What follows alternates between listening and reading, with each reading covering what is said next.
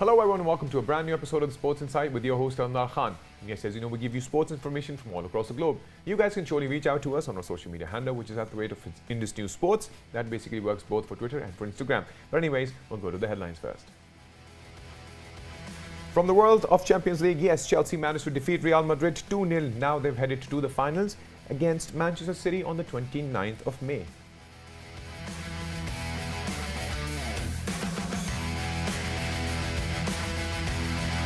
From the world of NBA, Bucks defeat Wizards 135-134, while Grizzlies win against Timberwolves 139-135 on Thursday.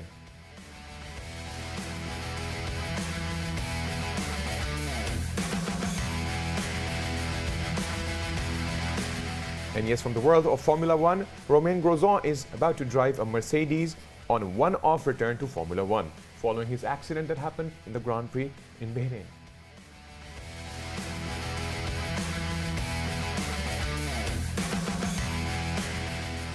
The world of golf, talk about discovery. Chris Powell actually uncovers a 9-hole course during this lockdown in mid-Wales, which was designed in the 1920s.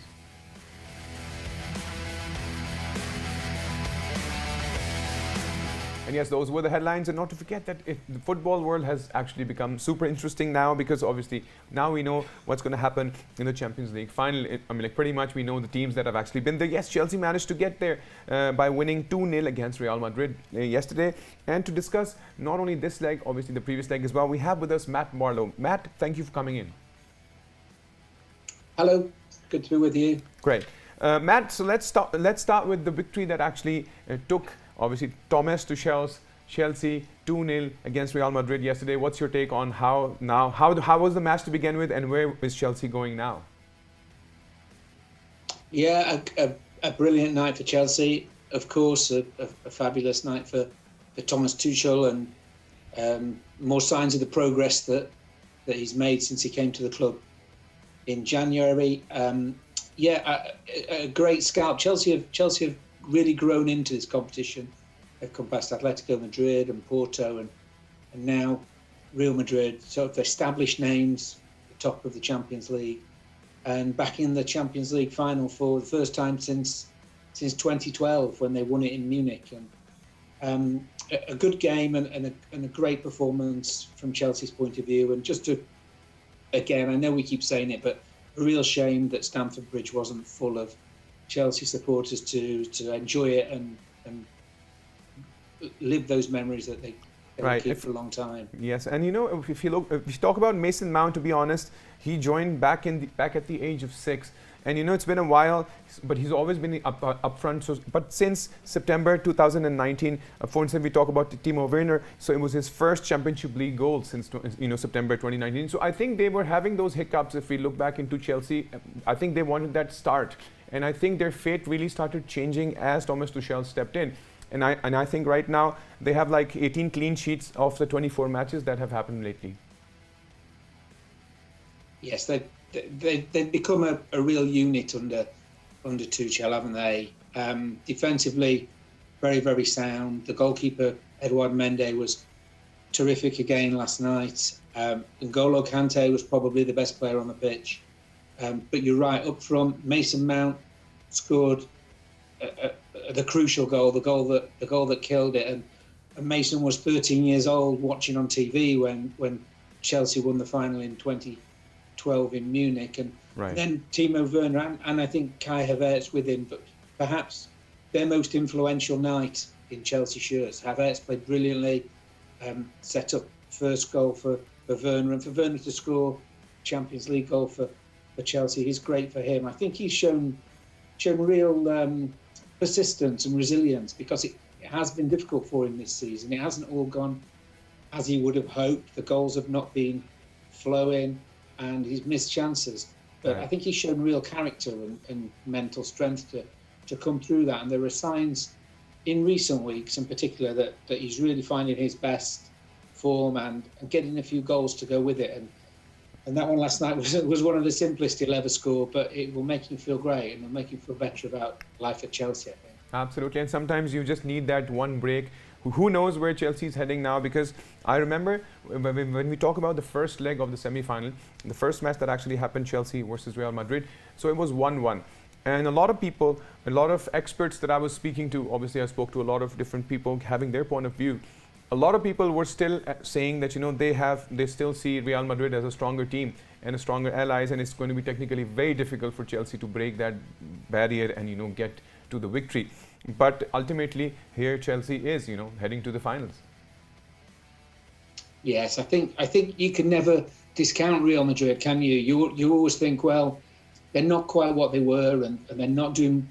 They're not running away with the title in Spain as they do in some years, and the players are getting older, and they were without Ramos for the first leg, and Hazard's only just back from injury. But you never really discount them simply because of their pedigree and their heritage, their history in this competition, having won it 13 times. And you look at players like Modric and Kroos and Benzema, and you think these are world-class players, and right. they have their experience, they have know-how, they know how to win games, and they know how to win games in this competition.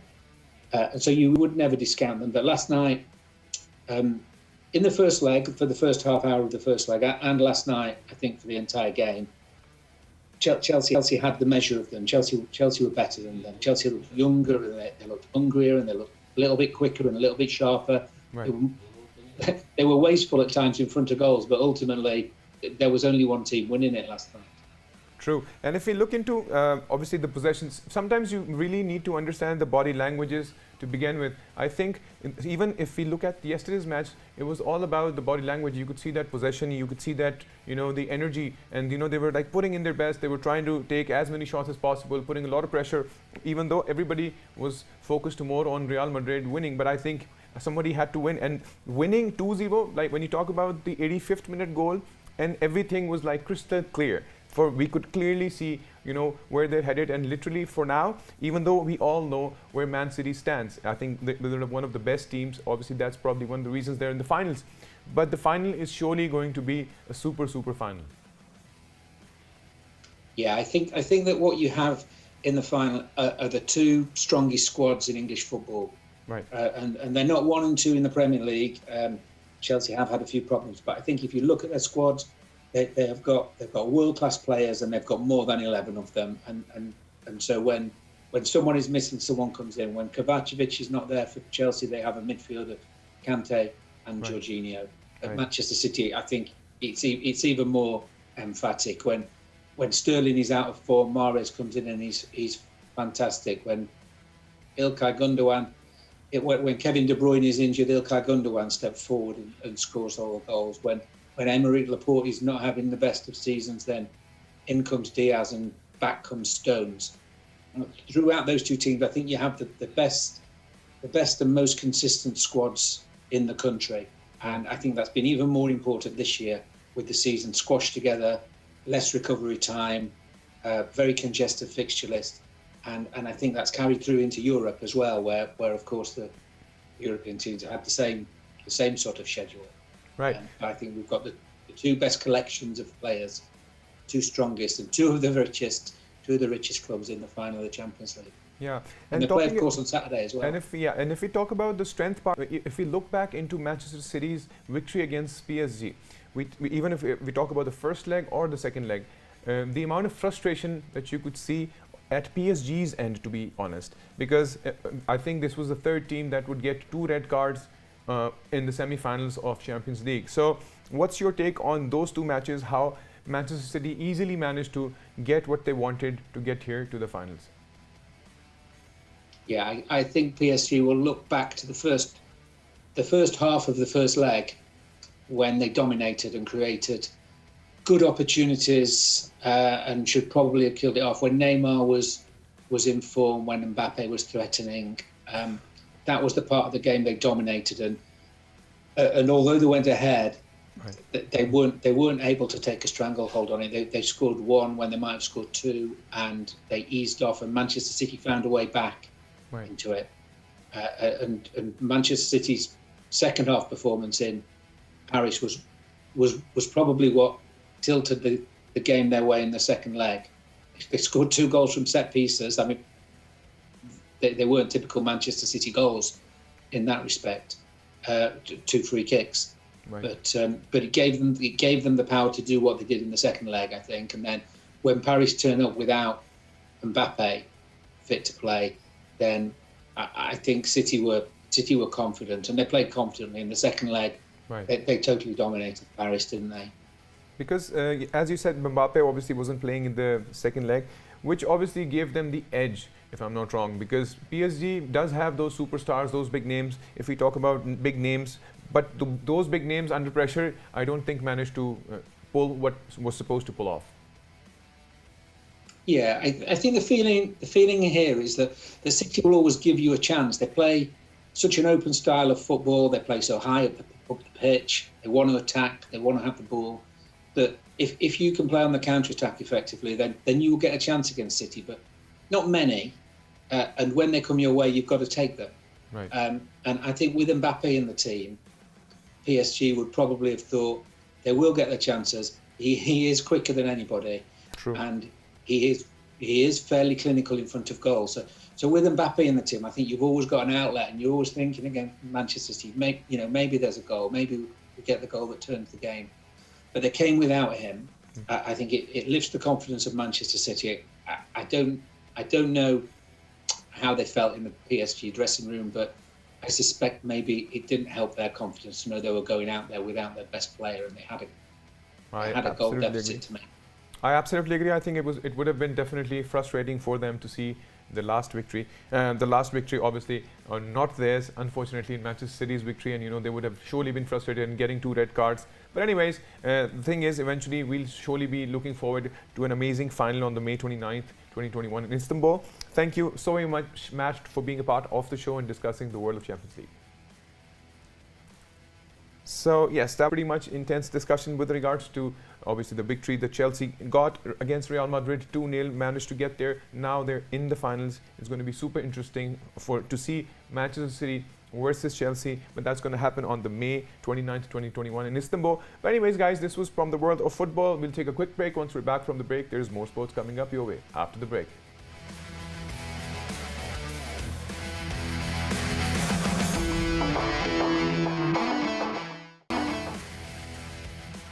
Yes, welcome back from the break. And before the break, we were discussing the world of football and talking about obviously how Chelsea managed to get there to the final. But anyways, that was probably with regards to football. We surely want to jump into the world of NBA because there's a lot of happening. And to discuss the world of NBA, I have with me Quentin Alberti. Quentin, welcome to the show.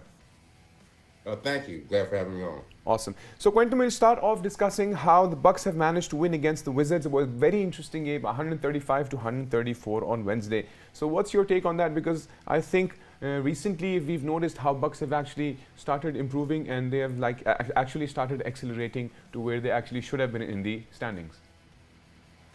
Honestly, I think this is a good game for the Bucks because if you think about last year's playoffs, they didn't seem like a real mentally tough team.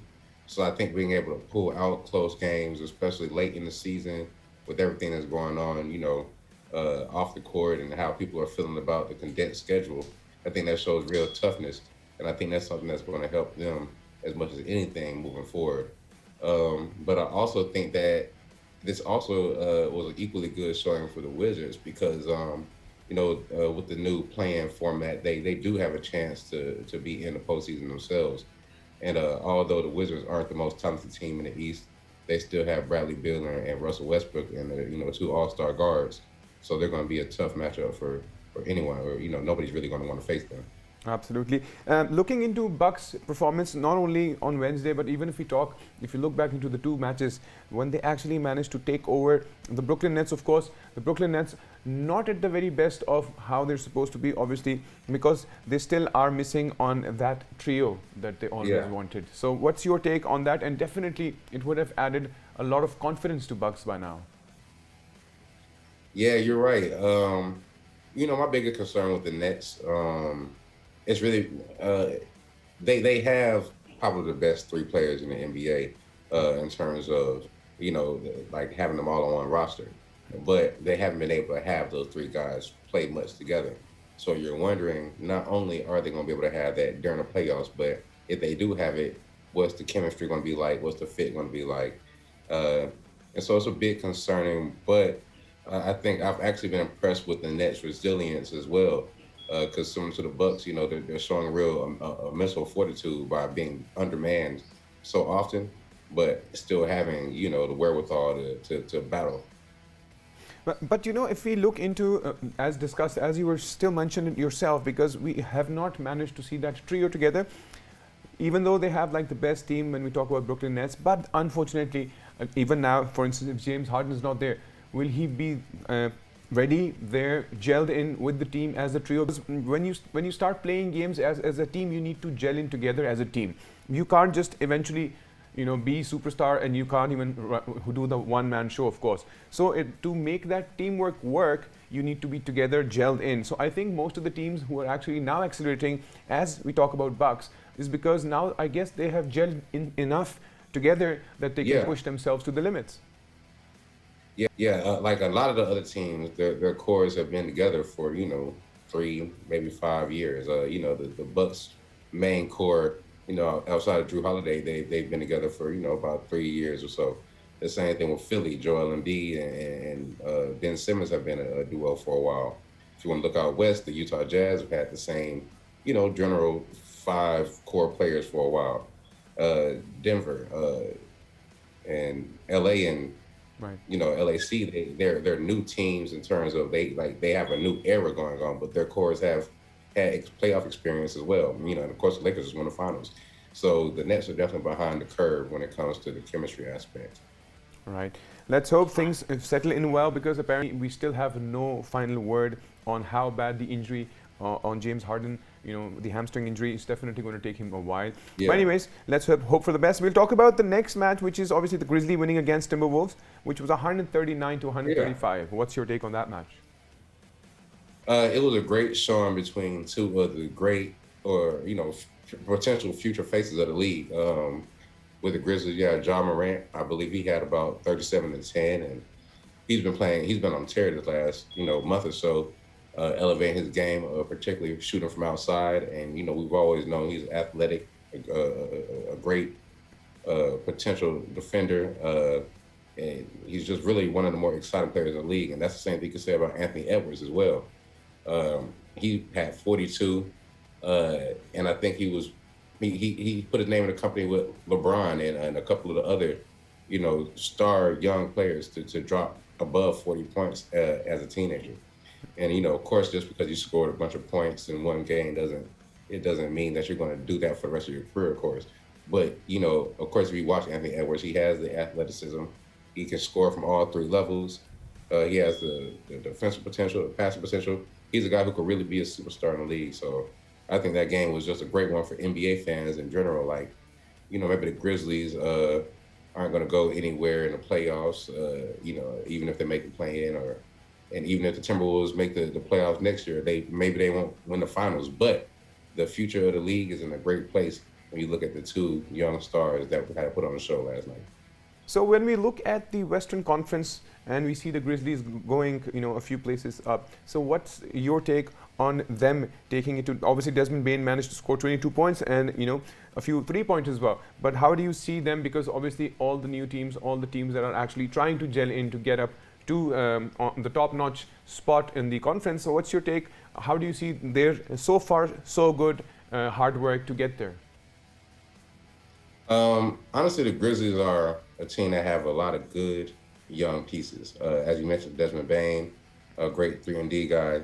There's Xavier Tillman, Brandon Clark. There's just a few really good young pieces over there, and they're one of the teams that, like I said, they might not be what you consider a final contender, but Right. they are a team that you see entering the playoffs, year after year, and potentially having one of those Cinderella runs we see teams make, like when you look at the Raptors Right. with the Golden State Warriors in 2019, because Right. nobody really expected them to win the finals, but at the same time, uh, you put Kawhi around a whole bunch of really good young pieces, and you see what happens. You can have surprises happen. So yes, let's talk about Boston Celtics defeating Orlando Magic 132 for 96. Definitely a sad moment for Orlando Magic, because we still maybe had hope, or maybe they had hope to still be there. But I think Celtics kind of getting there themselves. So what's your take on this match? The Celtics, they needed this win way more than the Magic, in my opinion, because they're still trying to gel up themselves in terms of the roster. Right. Uh, Kemba Walker has been in and out all year with injuries. Evan Fournier, I'm sorry, just got traded there in February, and he had to miss a bit of time with the health and safety protocols. And as a matter of fact, various players on the Celtics have missed games, you know what I mean, with the health and safety protocols, so they haven't had much time to gel together. Right. Then you look at their bench, it's mostly rookies and young players. So they needed this game in terms of building as a team, but also in terms of, getting a good confidence builder. Confidence is a big thing in professional sports. Right. So you get that mindset that, you guys really can do this, and it puts you on a roll. But from the Magic side, I like the fact that their younger players, R.J. Hampton and Mo Bamba, had some really good showings. Bamba had 19 points, 14 rebounds, 4 blocks. He didn't have a great shooting night particularly, but that's a very good stat line for a young big man, particularly one who hasn't been playing much. And R.J. Hampton, he was really, when the Magic traded Aaron Gordon, one of their former cornerstones in February, R.J. Hampton was the guy that they wanted the most. Right. In that trade. And so him having 18 and 10 and 5 assists, and he's a fast, speedy player, really athletic, and he's not really a great shooter at this point in his career, but he's kind of in the Ja Morant mode of being one of those athletic point guards that can really break a defense with physical. Okay, one more question, the last question that I would, when we talk about the Eastern Conference and the Western Conference, where do you see who would actually end up being your top 2 choices for both in terms of how the world of NBA is flowing for now? I think in the Western Conference, you have to give some respect to the Clippers and the Nuggets more than any team right now. Right. Because I think that while the Jazz and the Suns have the best records in the Western Conference, right, I don't think that they have enough top level scorers, right, to really make that difference that you need in the finals. But the Clippers have Paul George and Kawhi, obviously, and the Nuggets have Michael Porter Jr. and Nikola Jokic, who is likely going to win the MVP this year. Right. And then on the Eastern side, I would say, the Nets, if they can gel together, I will say that they should be the favorites.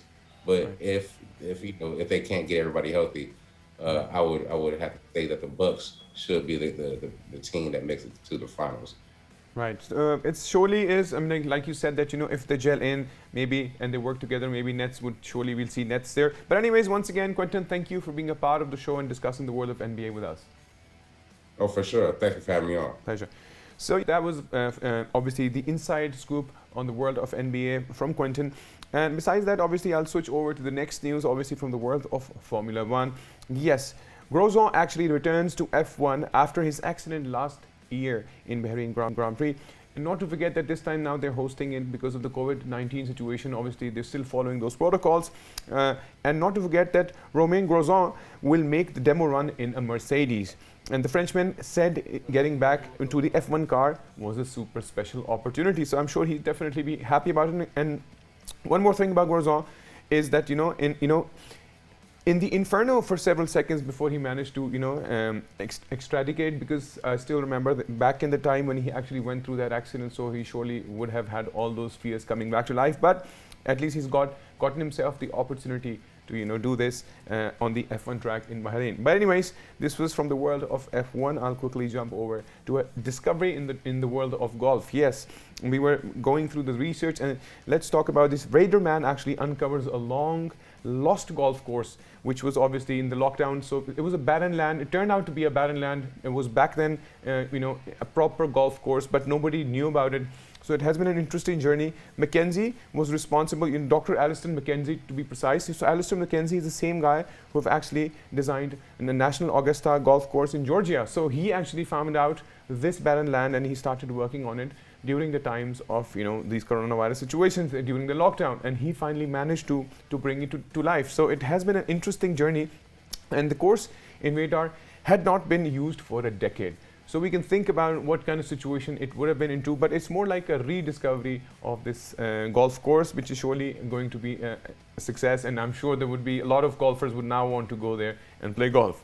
But anyways, guys, this was pretty much it from the world of sports. If you want to reach out to us, you can on our social media handle, which is @Indus News Sports. That works both Twitter and for Instagram. Anyways, till then, take good care of yourself, and bye-bye.